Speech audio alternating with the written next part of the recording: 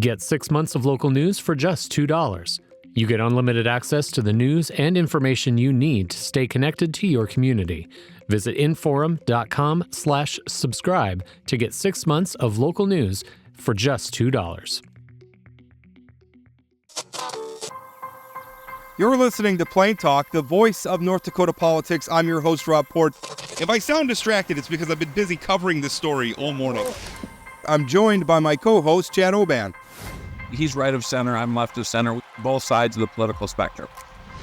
I think it's cathartic. I think it's a necessary and proper debate. I'm glad we're having it. And honestly, we have to do better. Okay, I don't know why I'm getting blamed for this, right?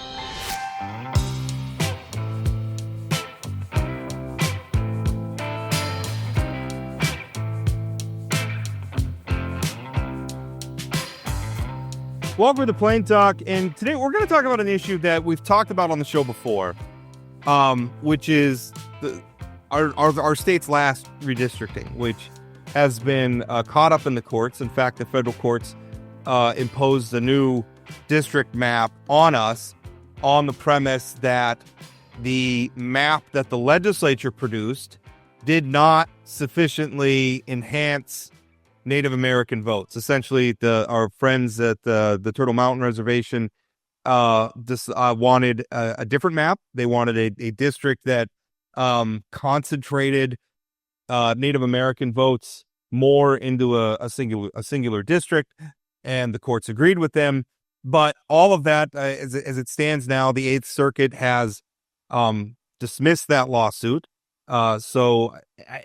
Everything's up in the air. And I think we're actually still using the map that the court imposed, although for a hot minute, the state was going to be using its old map, but it's all tied up in the courts. Eventually, I think that this is going to the United States Supreme Court. Now, recently, there was a letter to the editor of the Minot Daily News that was written by a lawmaker that was affected by this.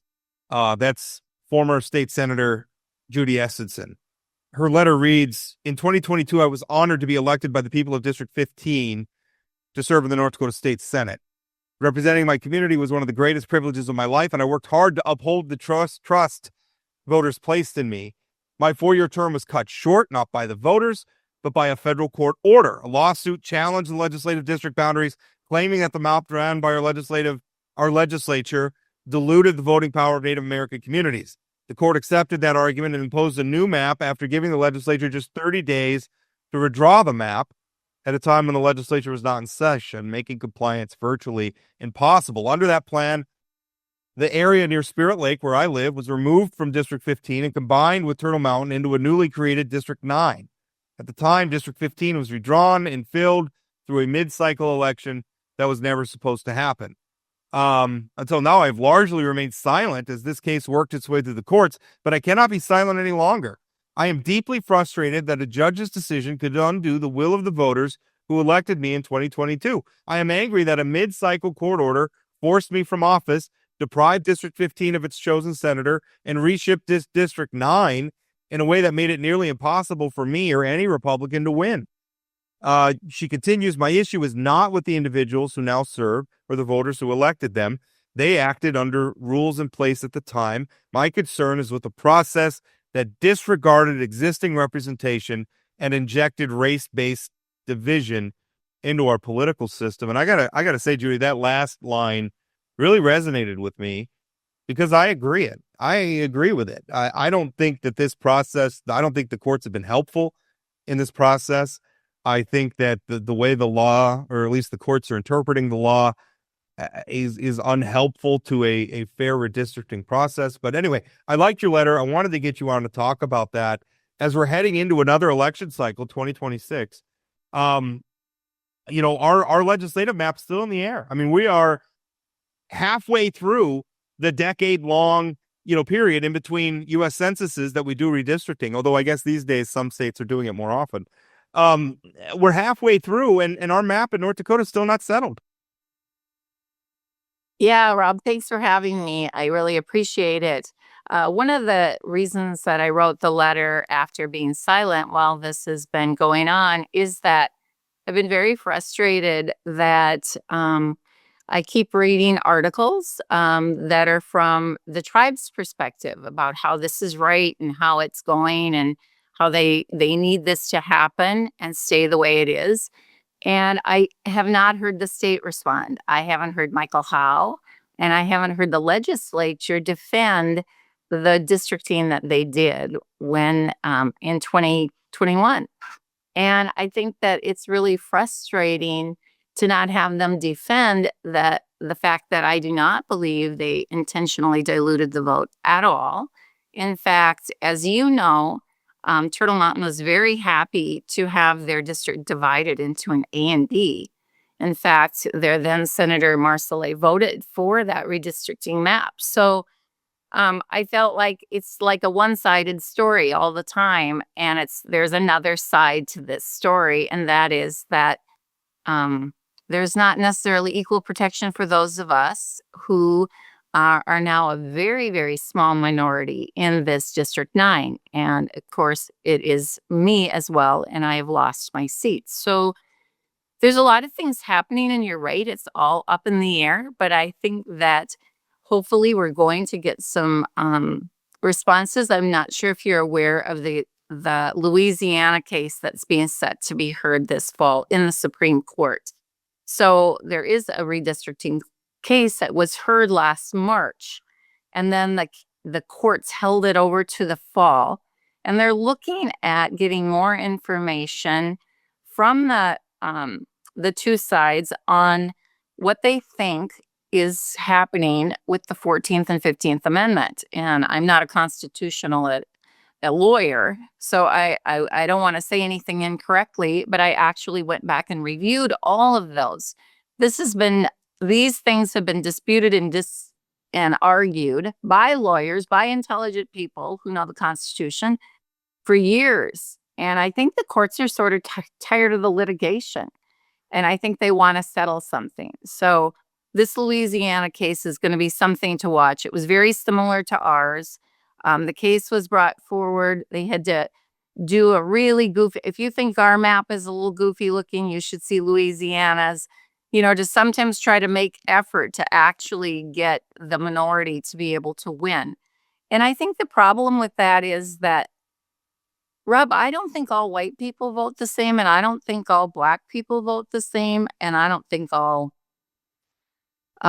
any race are all the same, right? I think it's just the color of our skin. It's like the color of our eyes or the color of our hair, and we should get past that. And so Yeah. So I'm gonna jump in here a little bit because unlike Rob, I didn't love your op-ed. I will be honest, the second paragraph where you say I campaigned hard across a district that stretched more than 100 miles. A district more than 100 miles is not abnormal in North Dakota. That's, out west and in central North Dakota, that's normal. But the second part of this is just factually not true. But the new map created a political environment where Republicans could simply not prevail. well, No, let me finish. How many votes did you lose by? The answer is 1,260. And there was a House Republican who ran in the exact same district that lost by 36 votes. I can explain that. Well, you can, but you can't say a Republican simply can't win when a Republican came within 36 votes of winning in 2024.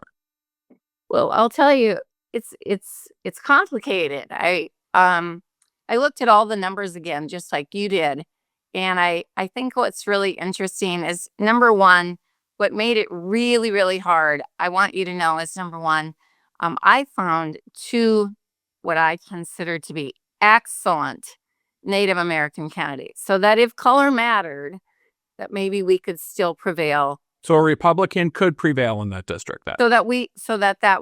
I was hoping that was possible. Okay. So I get two Native Americans. One was Rob Graywater from Spirit Lake, and one was Doc Breen, who has been a tribal chairman up in Turtle Mountain. Okay. So I have two great candidates, and I think even if I can't win, one of these two guys should win. They're Native Americans. They're well known in their communities. I obviously, when you say 100 miles away, I campaigned in every city in Rolette County. So I drove the 100 miles, but I had no connections. I knew no people. I had no No connection. But No Judy, connection. this isn't about you, right? It's about the voters. And so It's again, I'm about the asking the voters. So question, let how me can you say that the continue. map was written in a way, drawn in a way that a Republican can't win when one of your Republican running mates came within 36 votes? That's Okay. like one of the top 2 or 3 closest elections in the state. Seems to me they drew a pretty competitive district. It's really interesting. Let me finish. Doc Green was well known in both tribes. Therefore, if you look at the votes from Benson County to Rolette County, what you'll see is Doc Green really garnered a considerable number of votes. Typically, if you look at it, Colette Brown, who's from Spirit Lake, actually wins the vote in Rolette County. I think you're bringing us down in the No, weeds. just a minute. What Let I'm me- hearing let you me say is that if there's a strong Republican candidate, they can win in this district. It would be So unlikely. that makes what you said in the op-ed inaccurate. It's very unlikely. So 36 votes. let me tell you from the previous vote, I want you to know this. So let's go to this argument. Their argument when they decided to join with Spirit Lake in this lawsuit was that their vote had been diluted and they had lost their Senate seat, right? Kent Weston had won. And if you look at the votes from 22 to 24, there was over 1,200 more votes. I'm just going to let this go after this. There are probably about 40 districts in the state that are drawn in a way that a Democrat can't win because there's too many Republicans. And that district came within... I would challenge you on that and wonder how, in many parts of the state, how you could draw a district. That's my point. This district was within 36 votes of Republican winning. To hear Republicans whining, it's drawn in a way that makes it impossible for Republicans. I'm old enough to remember after the 2000 census when Al Carlson drew a district and said, I just drew 3 more Republican seats. So it's just not true. That line is just not true that it's not a competitive race for Republicans. I am less concerned about partisan outcomes in this than as you should, because that's what the Voting Rights Act is about. It's not about partisanship. The op-ed made it about partisanship. Okay, but it is about race. Of course. That's the thing that bothers me deeply about what the courts are doing, is we are assuming that we're not supposed to draw lines that favor one race over another, except it's okay when we draw lines that favor some races over other races. I think anytime you start to make this about race, you cannot do anything but draw lines that are going to cost one race, or are going to promote one race at the expense of another. And I think that's harmful to our state. I think that's harmful to our society. I think it's a fundamentally bogus premise. Every North Dakota voter, every American voter should be treated the same by this process. I don't like the idea of people playing partisan games. I'm going to draw the lines to get partisan advantage. That's bogus. But I struggle. And what really I struggle with is I think that the legislature, when they drew, I didn't like the sub-districts. I'll say that. Because I think it's absurd that if I live in District 9A, I get to vote for one senator and one House representative. But if I actually live where I actually live is District 5, I get to vote for 2 House members and 1 senator. Listen, I kind of agree with that. I think every district should have sub-districts. Sure. That's where I'm at. Let's pick a lane, one or the other. Yep. I'm agnostic about that, but let's treat everybody the same. Mm-hmm. But what I really struggle with is I think our legislature did a good job. I think they've tried to draw the lines fair. And in fact, it did produce more Native American elected to the legislature. And then despite those good faith efforts, we use the Voting Rights Act. The plaintiffs in this case use the Voting Rights Act to paint North Dakota as a racist place. I was trying. Native American voters. I think that that's unfair. I think it's fundamentally unfair. Thank you, Rob. I think that's what bothers me too, is that it looks as though they have claimed that the legislature didn't make good effort to try to do things correctly and give them what they wanted. And then when they didn't get the outcome they wanted, they continued to sue us. But, there was only 2 counties. You talk about Republicans and Democrats and how hard it is for Democrats to get elected in North Dakota. I recognize that that's true because we are a conservative state. There were only 2 counties in 24 that voted for Biden, 2 of them. One was Rolette County. Rolette County had the vast majority of the population, Rolette County has voted for Democrats and had Democrats elected for the last 40 or 60 years. They've had representation, not always Native American, but always Democrats. So they did continue in that vein, obviously. And all three Democrats that they had up for election won. Doc was the only one that was even close in it, and that's because he was well known in both But tribes. again, any district where there's a candidate who's well known in their communities is going to be more successful, regardless of party. Correct. Correct. I notice you're bringing up. No disagreement. I notice you're bringing up partisanship again when this is not. These lines are not about partisanship. I wish it weren't about partisanship, but as you know, the legal teams that come in and bring these lawsuits forward actually are created to get more Democrats. So let's talk about that, because I think they're actually there to get more Native Americans elected. I feel like we're sort of interjecting. I don't think a lot of these activist lawyers let me finish my point. Care about Native American voters insofar as it's advantageous for Democrats. The Senate is 42-5. I don't think there's a big push to switch things here. But North Dakota is not the only place where these. Okay, so we're talking a lot about the people who brought forward the lawsuit and ignoring the Trump-appointed judge who agreed with them. I mean, this isn't just all these out-of-state attorneys came in here and decided this is the way it should be. A judge made this determination. Peter Welty, a Trump-appointed judge. Y'all can't just ignore that part of it. I'm not ignoring it. I like Peter Welty. I think he's I knew him before he was a federal judge. I think he's a great person. He's fundamentally wrong on this. His hands are also tied by the fact that the Voting Rights Act is a complete mess, as well as the jurisprudence around it. So let's make the Voting Rights Act and stop complaining about judges. Okay, let's stop complaining about the judge. I agree. But I have a problem with a single judge being able to overturn all the constituents and all of the legislature. So that is a little bit of a problem. The Eighth Circuit has overturned the case. Unfortunately, what they argued was who can bring these suits. Right. It's not about the map. It's about who can bring forward the case. And I don't really like that. I like it, but because the Eighth Circuit had set a precedence, and so that's why North Dakota probably chose that argument, right? But I don't like that.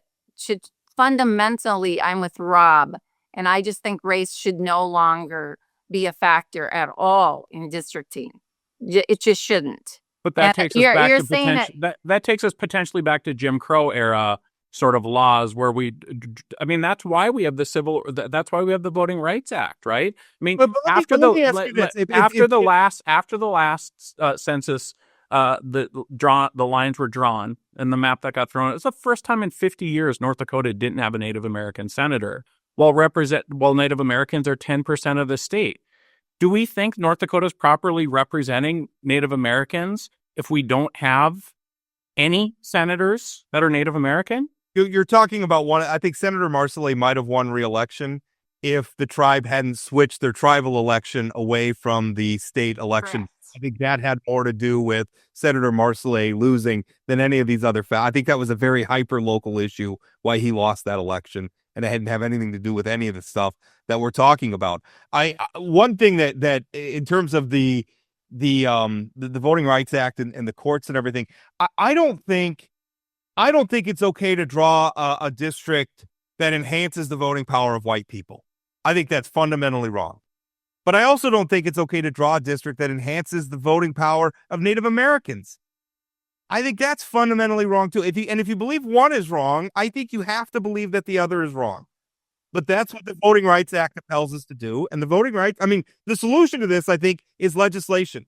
Congress needs to rework the Voting Rights Act because it is a mess.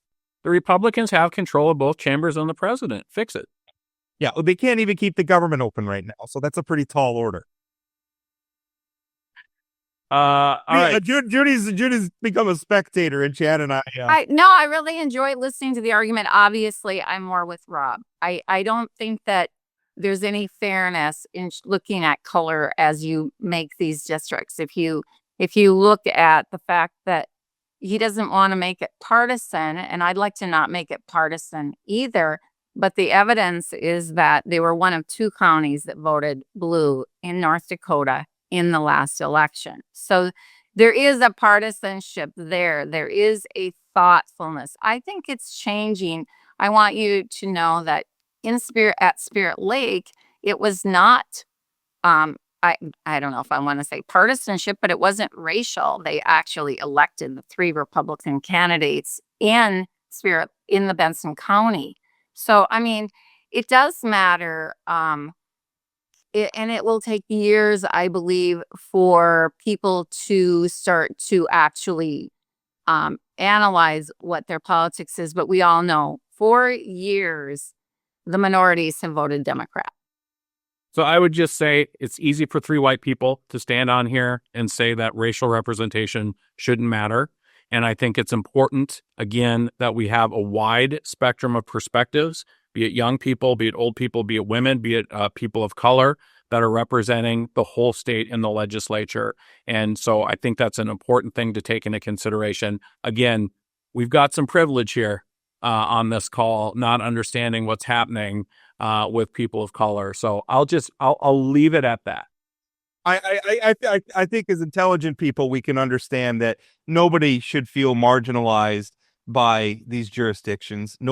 I don't think anybody on this call wants that. I think we should stop drawing lines based on race, and it doesn't matter which race we're promoting. That's it. Judy, one thing while we had you on, you ran for ag commissioner in the past. This is a little off topic, not why we brought you on, but I'm interested in your perspective on this because we talked about it a little bit on the Wednesday show. You ran for ag commissioner one time. You and your husband are involved in production agriculture. And I'm interested in if you saw some of Ag Commissioner Doug Goring's comments about doom and gloom in farmers saying, essentially, tariffs are adding costs. They're inflating the price of goods and services. I know that you're a Republican. I know that you support Donald Trump, but here we have some of our ag commissioners saying some of Trump's policies are hurting farmers in North Dakota. Someone obviously was campaigned in that space, who makes their living in that space. How do you feel about some of that? I think I would say that my 3 sons and my husband are still very supporting of Donald Trump and what he's trying to do.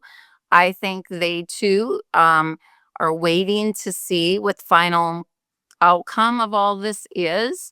I think they're recognizing that there's risk and still optimistic that it could work out for the best. And that's all I hear them say. I made a comment to one of my sons the other day. I said, I've read predictions that 20 to 30% of small farmers could, go out of business and not be able to continue to get operating costs and those kinds of things. And he said, yep, that's what I hear. But, we do what you do, and you're bringing in the crop and you're hoping you get a good price for it. And that's what farmers do. I mean, there's always been good years and less than that, some years that are less good, right? Or not as good.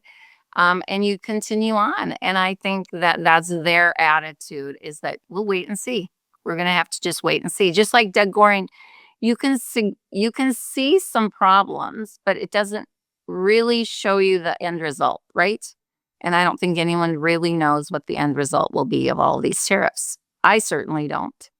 But we are starting to see input costs getting more expensive. Definitely. That sort of thing. I mean, one of the things that sort of confuses me is the idea that, sort of supporting this guy who's potentially putting a third of people in your industry out of business. Like, it's like, at what point do your sons and your husband say, hey, we got to advocate for ourselves here because these tariffs are potentially putting us out of business? I mean, when should farmers and ranchers sort of push back on this stuff so they don't wait until it's too late and they're out of business? Do you know what I'm saying? Like, I don't. Absolutely. It's a really great question. What's interesting is that, from my perspective, I would look at it and say, this doesn't look good. Maybe we should sell.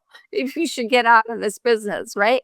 That is not what how typical farmers look at it. I don't know at what point we should scream, we give up. because I think my husband and even my sons feel like other countries have taken advantage of the US of A for a very, very long time. And how do we correct that without, like you said, squeezing and hurting our 1/3 of our agriculture sector? So, of course, nobody likes to be squeezed, right? Nobody likes the pain. Um, I don't know what the answer is. I can't see into the future. There's economists that are way smarter than I am. I only know my own little personal situation here, and I haven't heard too much from my guys. Just really saying this is enough. This is not working for us. But I don't know. I don't know how the rest of the egg community looks at it. I'm sure there's people who are very concerned. One thing that I mean, a farm or a ranch isn't like another business. I mean, it's one thing if you open a coffee shop and the foot traffic's not there, the revenues aren't there, and you just say, okay, well, I'm going to close down this coffee shop because it's just not working. Most of us don't live in the coffee shop. Most of us don't have generations of our families that lived in the coffee shop. So making that decision, there's a reason why farmers and ranchers fight to the better end. It's not just their businesses, it's their homes, it's their way of life, it's their culture. And where do they go after they leave the farm? But I think, Rob, one of my questions is when you start pushing back on the administration. Yeah, I mean, Donald Trump owes a couple of elections to rural America voting for him. And rural America's taking it on the chin right now. You could argue they took it on the chin in the first term too for a little while. I guess I'm wondering, I mean, is there a point at which it feels like rural voters are voting against their own interests? Well, I would hope that Donald Trump is concerned about 1/3 of the population that are in agriculture or affected by agriculture, right? So, I think I hate to say this, but my best guess is he's smarter than I am. And I maybe you question that, but I think you're pretty smart, Judy. I think you're a lot smarter, but that's just well, I noticed he didn't offer thoughts on the intelligence of the president as part of that analysis. trying to be nice. I thought that was probably the case. Thanks, Rob. But I don't know how to answer that. But let's go back to where we were, because I just want to finish, and I know we're probably close to our time being up, and that is that I love the Native Americans. I have great Native American friends. I have people that have supported me and campaigned for me out here in Spirit Lake. It was a very, very different thing up on the reservation at Turtle Mountain. It's hard. I want people to know how hard it is for somebody to go and campaign up there, knock on doors up there, because it's all, if you visited them, ooh, now I got somebody driving in my yard. That doesn't, but that it's spread out. It's a difficult thing to do up there. So I did my very best. I knocked on doors in every community, and I tried to introduce myself. And I believe it was impossible to win because I lost by 1,200 votes, but there were 1,200 more votes than there was in the last election. Well, I think everybody who participated in this conversation wants every North Dakotan, Native Americans, Jews, blacks, Hispanics, whites, everybody to do well, and everyone to feel like yes, and I'm like him. I want us to win elections by our character and what we present, and I don't want it to have anything to do with the color of our skin. And I'm the minority now, and so I do recognize what it feels like to be a minority. And so, but the thing I want you to know is I ran against Colette Brown in 22. She never stepped into Ramsey County and knocked on a door. You can't win an election just by thinking that the people of your color are going to elect you either. And that is wrong. Well, Judy, I appreciate you coming on. It's an interesting conversation. Like I said, I think we all want to end up in the same place. We just got some different ideas on how to get there. We always want to get to the same place. We just have different ideas. I agree. And you know what? Nobody but me is more willing to work with whoever I am working with to get to the right answer. So I appreciate being on your show today. Judy, thanks for your time. Thanks, Judy. Hey, Plain Talk listeners, have something to say? Call or text Plain Talk with your questions, comments, or headlines you want us to cover. Just dial 701-587-3141. Leave us your message or shoot us a text with your name and location, and you could be featured on an upcoming show. Hi, my name is Ashley, and I am in Jamestown. Hey, Rob and Chad. My name's Tony. I live in Grand Forks. That's 701-587-3141. Call us, text us, vent, praise. We want you in the conversation. Thanks for being part of the show. Now let's get back to today's episode. Welcome back. The redistricting issue is hard. Because I really do. I don't want to dilute anybody. I have a problem because it's hard because you can't ignore the fact that the Native American community kind of votes as a block. I mean, there's a reason why you have these little blue patches sometimes in North Dakota elections, and they're right around. Except for in 2024, Rob, they didn't. There's 1,000 people that voted for Brian that didn't vote for Judy Estenson. Right. Although they were still voting for a Native American. Okay. Well, but then again, isn't that part of the goal is to have Native American representation? Sure. But again, I feel like you're talking about a very specific anecdote, and I'm talking about a more philosophical approach. I have a problem. I think it is, and maybe this gets into just my disdain for like intersectionalism, where everybody's a group, and I don't like treating people like groups, even when they behave like groups or like tribes at times. I don't like treating people like that as a matter of law. I like the idea that every American and every North Dakotan is equal. And we're going to draw our lines. It should be math. It should be, driven by just how do we make these districts as geographically small as possible while also meeting the population requirements. That's really the challenge. And that should be the challenge. Obviously, other things get injected into it, but this lawsuit is stuck in my craw, if you couldn't tell, from the beginning. What? From the beginning, because I do think that our legislature made a good faith effort, and there is a reason why Native American lawmakers in the legislature at the time, including Senator Marcellet, voted for it and applauded it. And I understand the Native Americans are not monolithic. Not every Native American in the state agreed with those Native Americans in the legislature, but you can't tell me that the Native Americans in the legislature voted for a map that was designed to dilute the Native American vote, because that was not the intent at all. And I don't even really think it was the outcome either, given the outcome of the elections we had under that map.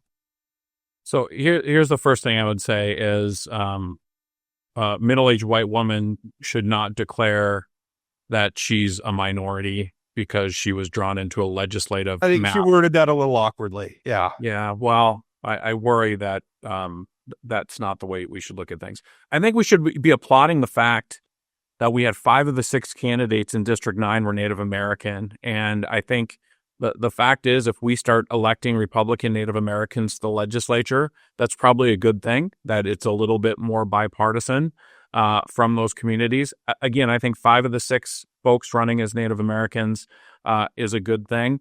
I also, you say the lawsuit stuck in your craw.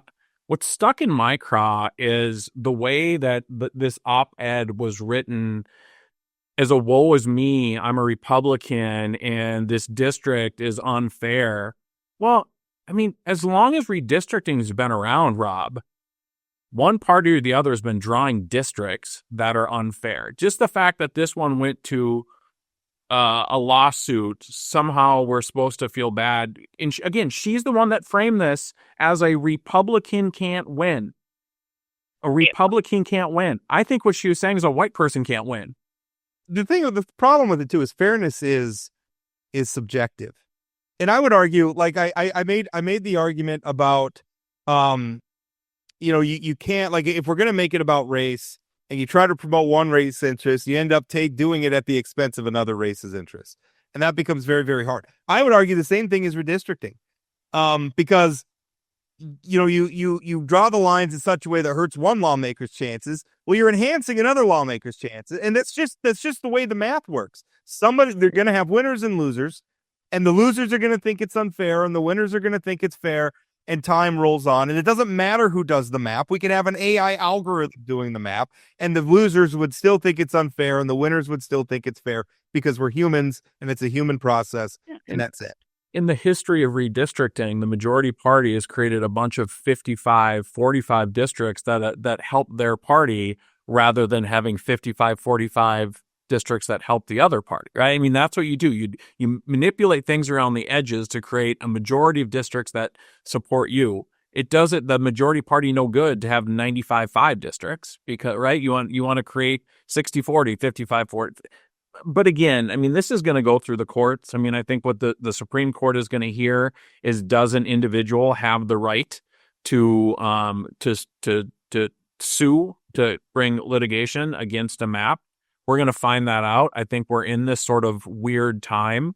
I didn't like her also bringing up the fact that Colette Brown hadn't campaigned in Ramsey County. I can't say if that's true or not. Well, and I had heard that, and I wasn't going to bring this up, that Judy Estenson in 2022 never stepped foot on Spirit Lake, right? I mean, so this is the kind of stuff we're just going to be throwing around. I don't know. It felt like it was too much about Judy and not enough about I think that's something too. When we start talking about if we take affirmative action policy for something, we say, well, white men have been at the top of the heap, so therefore we need to do some things to help the people who haven't been at the top of the heap.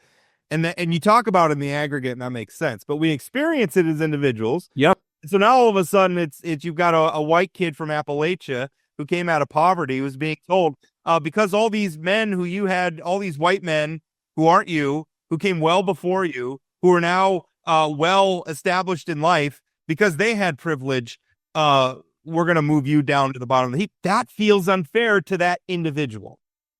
And I think that's what Judy, I want to be fair to Judy. I think that's what this felt unfair to her. Right. And I could understand why it would feel unfair to her. And I don't think the ultimate solution to this is going to come from the courts. I think the court might set a new precedent, and then we're just going to see more wrangling along others. I am tired of these things being settled in the courts all the time. I would like to see the law written so that it's better. Let me ask you this. Right tax is the problem. So again, the Senate is 42-5, and the House is 81-13. Why wouldn't the majority party just let this go? They're still going to be in the supermajority. They're still going to, why not just let this map, when Welty agreed to redraw why not just let it go? What are we gaining right now? I understand it's a big deal with Judy Estenson, but I think a lot of it, we're dealing with human beings. And I think at the end of the day, you have a lot of people who are offended by the idea when they made a good faith effort to draw a good map. And then we're told in national headlines saying North Dakota tried to suppress the Native American vote. I think it's really about that. Yeah. Yes. I think it's very interesting to think about the legislators who were on that committee and the efforts that were put in. I think my wife was on that committee, if I remember correctly. But anyway, the courts will determine what's next on this thing. I think at the end of the day, in terms of policy coming out of the 2027 legislature, probably won't affect much.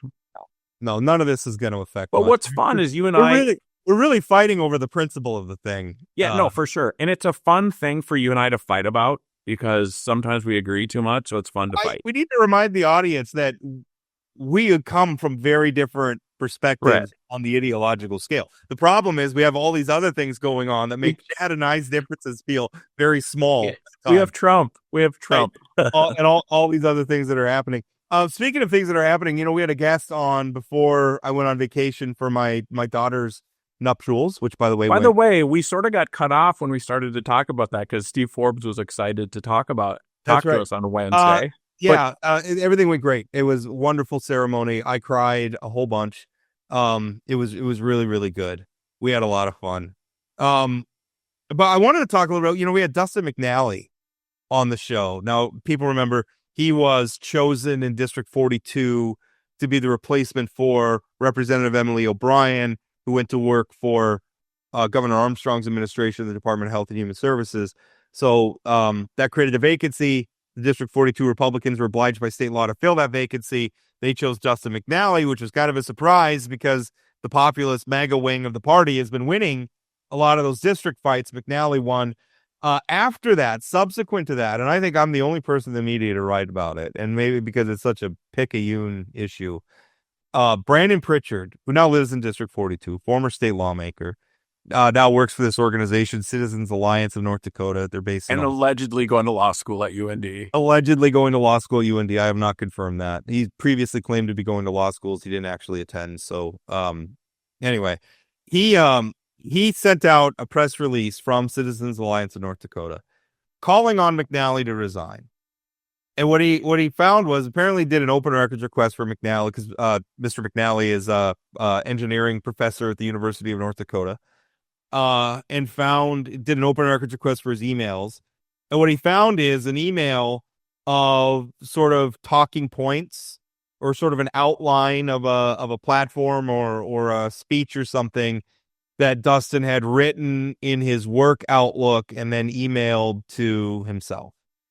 And so he got a copy, Pritchard got a copy of that. Now, North Dakota law prohibits the use of taxpayer resources for political purposes, which obviously McNally getting appointed to the legislature, that's a political purpose. So he should not have used his state Outlook account to write those talking points and email them to himself. But in the grand spectrum of wrongs done to the taxpayers by elected officials misappropriating taxpayer resources, boy, was this a small thing. And I think Dustin McNally, he shouldn't have done that. That was and he agreed, right? He agreed when you talked to him. We agreed. I think his thing was, yeah, he got me. That was his sort of his response, and which, okay, great. I did it. I shouldn't have done it. That was a mistake. And let's be clear, this did not he can't use taxpayer resources to do political stuff, but this didn't cost the state one additional penny. Right. So it's not like he charged a bunch of mailings to the state account or something. He used an email account that he was going to have anyway. The cost to the taxpayers was zero. Yeah. So, yeah, shame on you, Dustin. But the laughable thing is that Pritchard called on McNally to resign, which was remarkable to me, given all of the people that Brandon Pritchard has not called on to resign. We could talk about Representative Lori Van Winkle, who took a vacation during the last legislative session, went on a ski vacation and collected her legislative pay during it. And oh, by the way, during that same session, suggested that women seeking fertility treatment through IVF had been cursed by God. Representative Desiree Morton, who, went on a tirade about conspiracy theories. Representative Jeff Overson, who has promoted the idea maybe Muslims have it right about forcing women to dress conservatively. Representative Nico Rios, who was arrested for DUI, among his tirade that he subjected the arresting officers to, that included bigoted and homophobic remarks, pulled the old "Do you know who I am" card and tried to use his status as a legislator to get out of the DUI, even at one point saying, "I want to call the Attorney General, Drew Wrigley," which, by the way, I've spoken to Drew Wrigley several times since then. He would not have intervened in any way. Or taken the call, likely. or taken the call at 2:00 in the morning or whatever time it was. By the way, Rios also on social media during the last legislative session called for the overthrow of Mexico's quote-unquote Jew president, which, by the way, the Mexican president is of Jewish descent, and I don't think that should matter to anybody except to Representative Rios. Not only did Brandon Pritchard not call on any of these people to resign, in fact, they all got the top rating from his organization when he graded them after the last legislative session. Was Brandon Pritchard still in the legislature when Luke Simon got kicked out of the legislature? I feel like he was, and I feel like he defended Luke Simon on the floor of the House. I don't think he was, actually. Okay. I think he had like a weird, like half session, I think. I'm pulling up his legislative biography. Yeah, he was only there 2023 to 2024. And I think Simons was expelled in 2021. I thought he's expelled in 2023. Could be right. No, on March 4th, 2021, Luke Simons was expelled from the House of Representatives. So it was before Pritchard. Okay. Gosh, it's been 2 sessions since then. When you're having a good time. Yeah. I love the fact that Pritchard called for his McNally's resignation over the most sort of small. I mean, again, he shouldn't have done it, but so superficial. And I will tell you, Brandon Pritchard and his ilk, they do not lose easy. They never give up. And so they got they lost at the crap show of a district convention. And now Dustin McNally is going to be on their watch list. I assume McNally will get challenged in June of 2026 by one of these guys, but wow. And they'll be under scrutiny, every social media post, and the thing is, I don't mind that kind of scrutiny. Neither do I. They'll be under. Here's the deal, Rob. We've talked to McNally twice.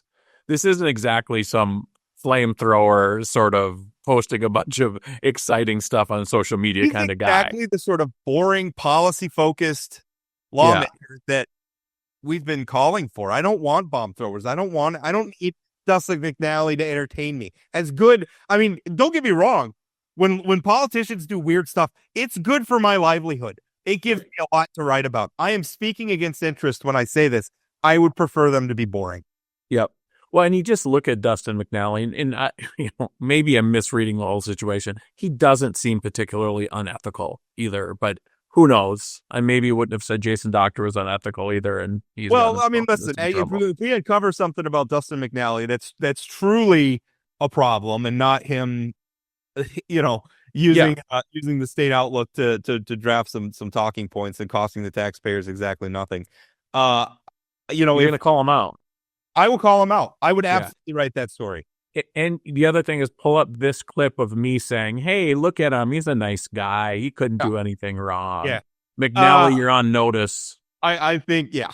I mean, I think everybody, I like Dustin McNally. I think he's going to make a good lawmaker. That being said, we all have a job to do holding these people accountable. But it does illustrate something to me about Brandon Pritchard and the rest of them, is that ethics to them is not like a guiding principle so much as it's a convenient cudgel they can reach for to try to beat up the people that they oppose, whether the ethics claims that they're making are valid or not. I mean, that's what they think of the ethical process, is it's because if you really believed in ethics, then you have to talk about Lori Van Winkle. You have to talk about Nico Rios.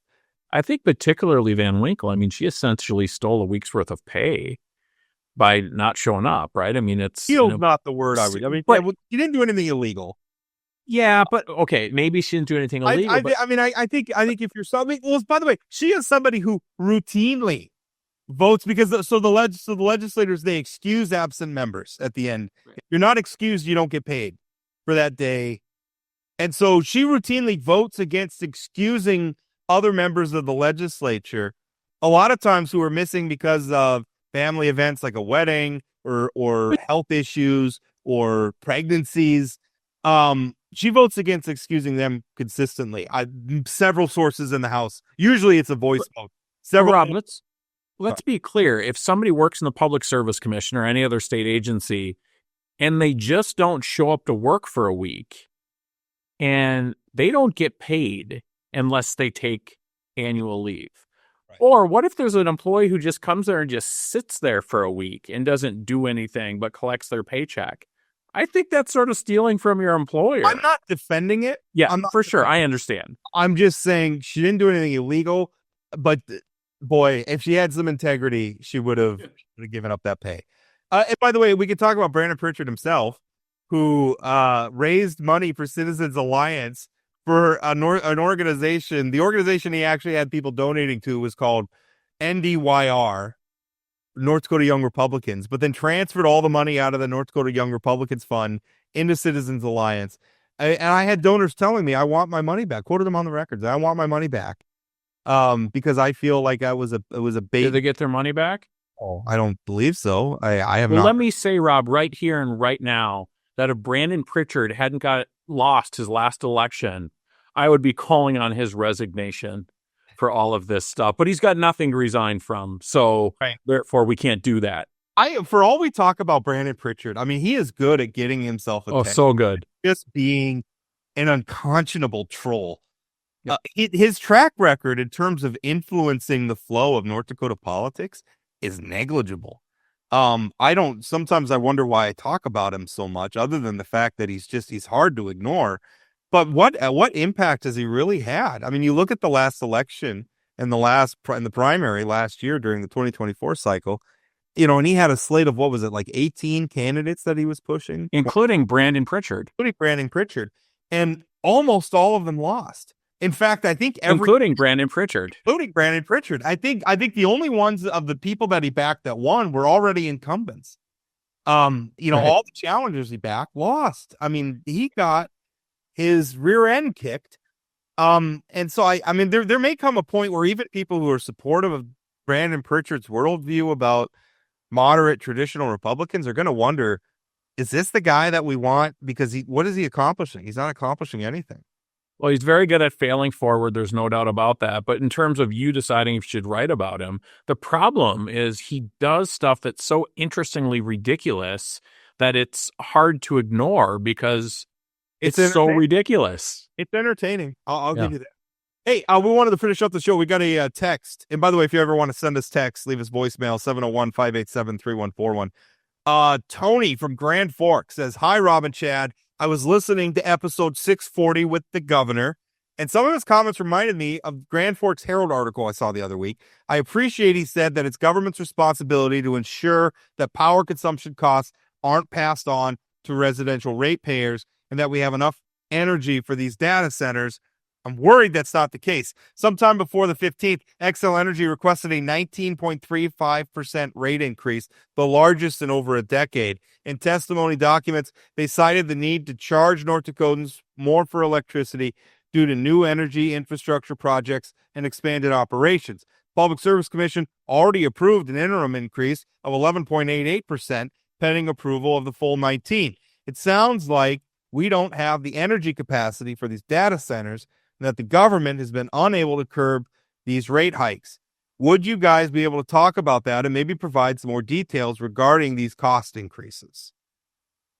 So I want to say, first of all, what goes into a rate increase is often very complicated, and its demand is far from the only factor. I think what's driving the Xcel rate increase in particular is not so much demand, but their investments in new types of energy. I mean, Xcel in particular serves Minnesota, which is a market that's put a lot of new mandates on where the energy comes from. In fact, we had a big lawsuit with the state of Minnesota, North Dakota, because they didn't want energy coming from coal so much. Well, the thing about that is those investments cost money. Building the transmission lines, to out to all those different wind turbines and everything costs money. And ultimately, when you're in that industry, even if it's not Xcel Energy directly making those expenditures, even if it's some of the power producers that they just buy power from, somebody's got to pay for it ultimately. And so ultimately, at the end of the day, it hits our pocketbooks. So I think, Tony, it's fair, because I'm concerned too about AI data centers driving up. That is the one thing. I'm not worried about a lot of the other things that other people are worried about. I am worried about electricity rates. So I also worry that some of these utility companies might use data centers as an excuse to raise rates in some way, because it seems like this Xcel one probably isn't connected to data centers in any way, because it's Cass Electric that's funding Harwood. As more of these data centers come online, it doesn't mean it's not going to be the case in the future. Right. No, for sure. And so I think we would need to probably dig deeper into the Xcel case specifically, and I think you probably talked about some of those variables. But the reality is, I think we have the lowest electricity in the country, as Sherry Haugen pointed out to us, and so there's probably some room for increases that we're going to see. I think this issue about energy consumption and energy costs is going to be something that the data centers are going to continuously have to deal with and respond to. I think that we need to do it in a way. I think Governor Armstrong said it right during your interview with him, in that is the one role probably the primary role. There's other roles too, but but a very important role for government in that process is to make sure that that this doesn't come back on the backs of ratepayers. And we think about the industries that these data centers serve. They're serving companies like Google and Facebook, et cetera, et cetera. They can afford to pay. They can afford to pay. And Absolutely. not put this on the back of North Dakota ratepayers. I did hear somebody told me, and I'm forgetting who, and I have not looked into this at all yet. But they said that other states have passed laws sort of in situations like this where you have a high energy. It wasn't just data centers, but like factories and things like that. You have a big energy consumer, sort of tying the cost of that consumption to that consumer. And that intrigues me. I don't know if it's the right way. I'm not endorsing that. I find that intriguing, and I want to explore that a little bit more and see if that's maybe something that's right for North Dakota. But I think Tony is absolutely right to be concerned about that. It's something that I'm concerned about it. But the other particular thing, the really interesting thing that North Dakota has is we produce a hell of a lot of energy, and we have the potential to produce a hell of a lot more.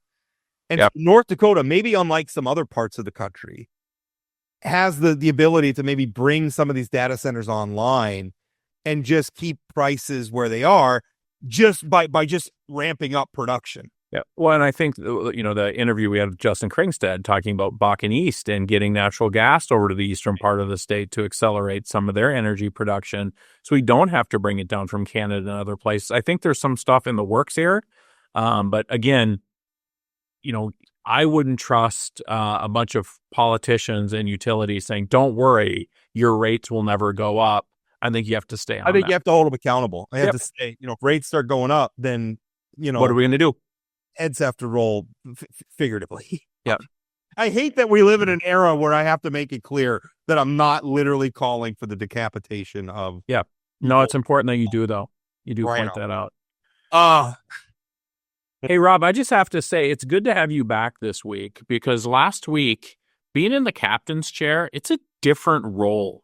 Like doing transitions and all that kind of stuff. Like I told people I felt a little off last week because I wasn't just able to fight with Pat Finken because I had to worry about transition. So I feel much more comfortable in the number 2 seat because I just get to show up and just say what I want. I appreciate that. And you did, by the way, for you saying that you were off a little bit, I thought you did great. I appreciate that. Not a step down from our usual product at all. I enjoyed it. Was fun for me to just be a spectator. Sure. On our own show. I really think with our friend Matt's, our producer Matt's help as well, that we have produced something really marvelous with Plain Talk. I don't think that people are getting this sort of discussion anywhere else in state media where it's sort of long form, uninterrupted. We're not driven by we're not out here just trying to make people mad so we get callers. I think it's just people having honest discussions and honest disagreements and honest agreements. For God's sakes, we had Steve Flippin Forbes on Wednesday, which is pretty fun. Pretty cool. And that was cool for me, by the way. I mean, I grew up Milt Friedman, Steve Forbes. These people shaped my worldview, and to this day, I think they're right most of the time. I'm not as enthusiastic about a flat tax as Steve Forbes is. Maybe disappointed in me to hear that. Let's be clear. I'm not sure anybody's as enthusiastic about a flat tax as Steve Forbes has made the flat tax. God love him. And you got to admire somebody who just sticks to their guns. I think I'm right on this, and I'm just sticking to my guns. But I really appreciated having him on. All right, we're gonna stop there. Once again, if you want to send us text, leave us a voicemail. 701-587-3141. Follow us on all the social media things, TikTok, YouTube, Facebook, X. We're at Plain Talk ND. Our YouTube channel, by the way, has been really kind of taken off lately. We've seen a lot more people watching for longer on there. Subscribers have been going up, so that's great. By the way, at some of these platforms you're listening, like Apple, Spotify, leave us a rating or review. That always helps. Give us a thumbs up or thumbs down, I guess, if that's how you feel. On the show, all that stuff really helps out. I question why you'd give us a thumbs down and listen to a whole episode or 2 hours a week. But there's one thing that Chad and I agree on. It's that Chad and I are awesome. we're great at this. And we didn't subject anybody to baseball talk at all, despite the fact. Here's the deal. We're recording Friday's show on Wednesday. So I was going to end this with saying go Dodgers, but I don't know what's going to happen. By this time, the Dodgers and the Yankees could be out of the out of the postseason picture. Even if they're out, though. Wait, the Dodgers. Yeah, you guys are playing in a wild card. Yeah, they beat the Reds last night. That's right. Again, they beat the Reds on Tuesday night. Last night, and I was tempted to be like, the heck with Steve Forbes. I'm doing a whole show on Aaron Boone's management of the pitching staff because I have some thoughts. Okay, so now that we're into baseball a little bit, I do have to say I sent a text message to you and the governor on Tuesday that just said, when are the Mets playing? And Rob was so defensive for that's just uncalled for. I'm just busting his guts a little bit. And Rob's like, stop being mean to the governor. Kelly's doing okay. He's the governor. That was me being a little sarcastic. And I will note, I did ask the governor after the Mets lost if Juan Soto signed with the Mets so he wouldn't have to work in October. That is the best sort of talking point. Soto gets the month off. So, well, and the governor also pointed out that his wife has been giving him a hard time about the Mets as well. So I would like to be a fly on the wall when that's happening. When Chris is dunking on Kelly about the Mets, like, what's your root for a real team? Yeah. Good stuff. All right. We're going to go. Thank you so much for listening. As always, we'll talk again. That's it for today on Plain Talk, the voice of North Dakota politics. Plain Talk is a production of Forum Communications Company. Got a question, comment, or suggestion? Leave us a voicemail or send us a text message at 701-587-3141. That's 701-587-3141. If you haven't subscribed to Plain Talk yet, you can find us on YouTube or your favorite podcast platform like Spotify or Apple Podcasts. For those of you who are already hooked, give us a rating or review. And don't forget to share or tell a friend. Special thanks to my co-host Chad Oban, and from myself and everyone at Plain Talk, thanks for listening.